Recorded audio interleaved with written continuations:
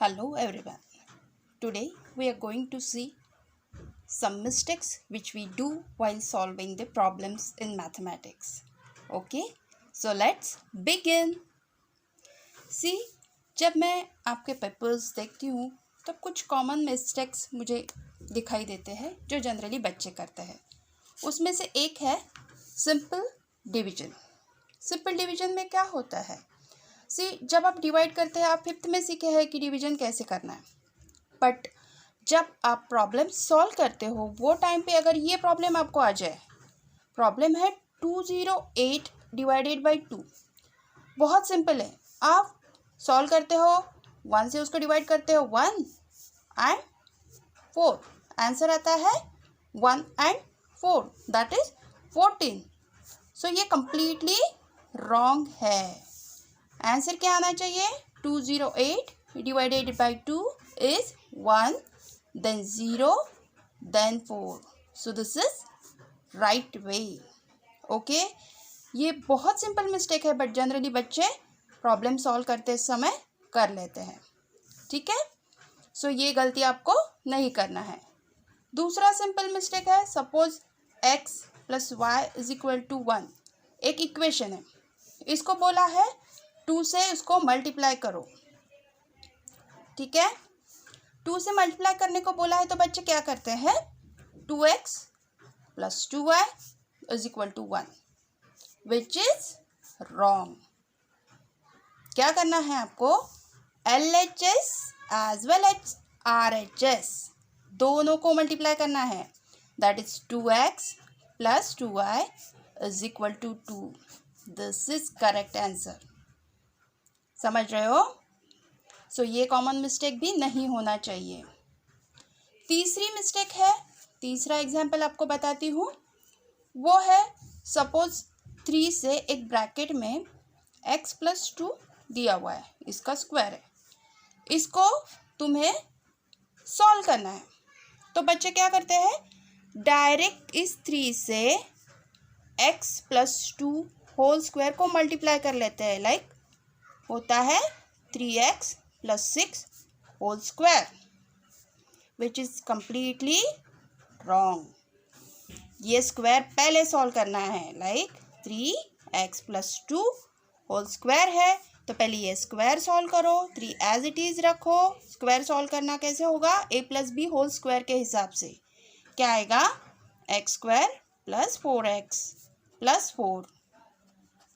ये होगा एक्सपांशन. अब इसको 3 से मल्टीप्लाई करेंगे. क्या आएगा?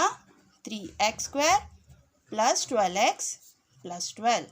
This is a right answer. समझ में आ रहा है कहाँ कहाँ कैसे कैसे मिस्टेक्स होते हैं? सो ये मिस्टेक आप प्लीज़ मत करना. आपको आता है बट जल्दी जल्दी में ये प्रॉब्लम्स ऐसे सॉल्व हो जाते हैं और मार्क्स चले जाते हैं. ठीक है? और एक बताऊंगी, 2 डिवाइडेड बाय x बाय 2 होगा. ठीक है?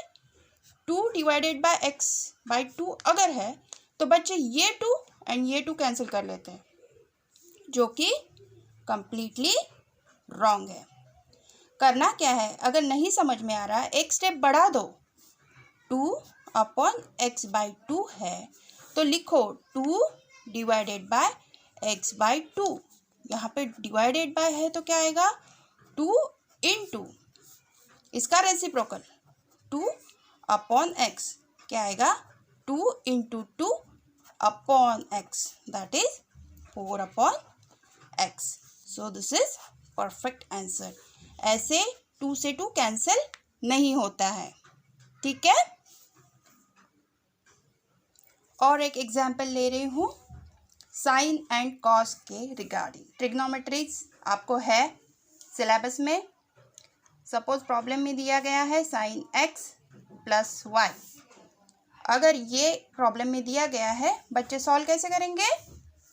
इसके लिखेंगे sine x plus sine y, which is completely wrong.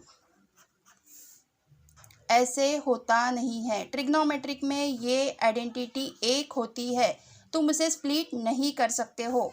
ये sine x plus Y as it is ही रहेगा.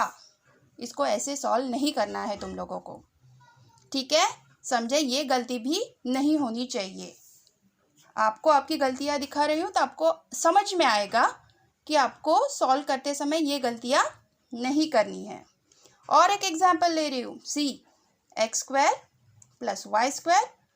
अगर ये एंटिटी दी हुई है तो बच्चे क्या करते हैं, ये इसका स्क्वायर रूट ले लेते हैं। स्क्वायर रूट क्या आएगा, X plus Y, which is not possible. ये एक कंप्लीट एंटिटी है, इसे सॉल्व करने के बाद ही स्क्वायर रूट हट सकता है। ये जब तक x एंड y की वैल्यूज नहीं आएगी ये ऐसा ही रहेगा। समझ रहे हो? ठीक है, और एक एग्जाम्पल लेते हैं आपके लिए। सपोज ए स्क्वायर प्लस बी स्क्वायर ये दिया हुआ है।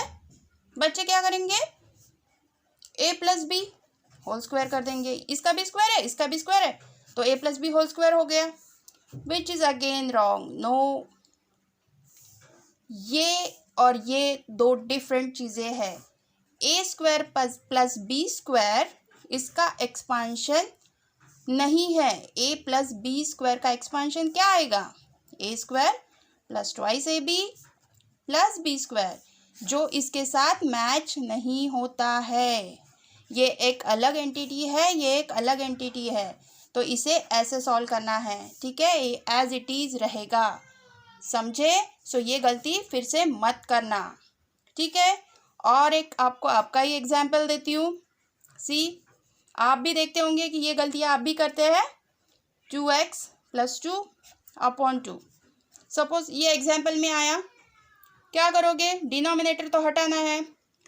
डायरेक्टली तुम लोग डिनोमिनेटर कैंसिल कर देते हो। Is it possible? No, it is not possible. इसके लिए तुमको पहले 2 कॉमन लेना पड़ेगा, x प्लस 1 रहेगा यहाँ पे, फिर इसके बाद यहाँ पे 2 और ये 2 कैंसिल होके आंसर आएगा x plus 1। So this is the right way. समझ रहे हो? और एक ऐसा एग्जाम्पल, सी आपके ही एग्जाम्पल है 2√3 प्लस 3।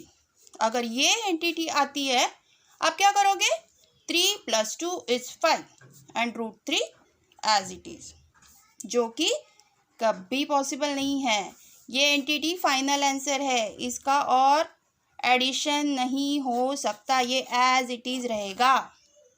ठीक है, सो ये गलती मत करना। और एक एग्जाम्पल ले रही हूँ।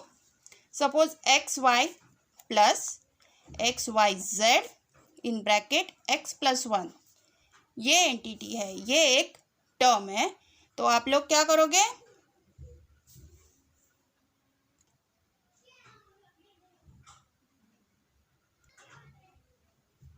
See X plus Y X Y plus X Y Z X plus 1 ये एक एंटिटी है। तो आप लोग क्या करोगे, इसमें अगर एक्स वाई कॉमन निकालेंगे तो ब्रैकेट में लिखेंगे Z X plus 1 which is completely wrong.